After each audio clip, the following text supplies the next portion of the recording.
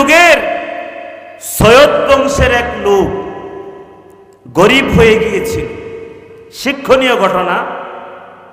তো মানুষের কাছে কোনো কিছু চাওয়া তাদের বংশের মধ্যে নাই।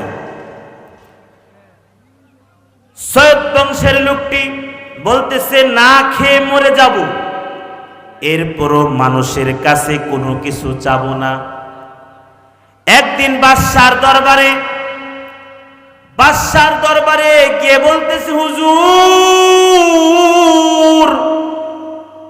আমরা সৈয়দ বংশের লোক, মানুষের কাছে কোনো কিছু চাওয়া আমাদের বংশের মধ্যে নাই, না খেয়ে মারা যাব, এরপরও কারো কাছে হাত পাতবো না, কারো কাছে ভিক্ষা চাইব না। হুজুর, আপনার দরবারে এসেছি, আপনি একটা ব্যবস্থা করে দিন। বাদশা বললেন, ঠিক আছে, তোমাকে একটি শর্ত দেয়া হবে। সৈয়দ বংশের লোকটি বলল, হুজুর, কি সেই শর্ত? বাদশা বলল, 2 ঘন্টা সময় তোমাকে দেয়া হবে।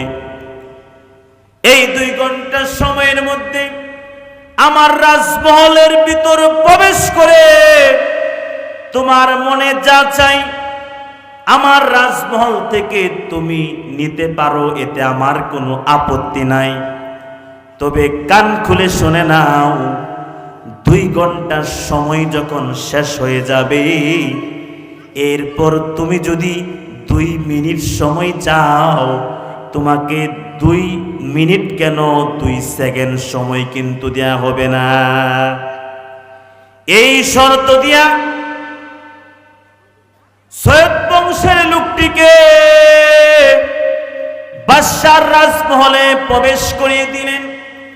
লোকটি রাজমহলের ভিতরে প্রবেশ করলেন এবং বাদশাহ তো ওই লোকটির সাথে সাথে ওই সিকিউরিটি গার্ডকেও বলতেছেন, এই যে শুনে নাও, 2 ঘন্টা সময় যখন শেষ হবে তখন ওই লোকটিকে বের করে দিবি, যেন 2 সেকেন্ডও বেশি থাকতে না পারে। লোকটি তো রাজমহলের ভিতরে প্রবেশ করে হীরা জোহরা মানিক মুক্তা স্বর্ণ মুদ্রা অলংকার আদি দেখতে লাগলো, আর মনে মনে ভাবতে লাগলো, এগুলো নিতে তো আমার মাত্র 2 মিনিট সময় হইলেই যথেষ্ট, এখনো তো হাতের মধ্যে অনেক সময় রয়েছে।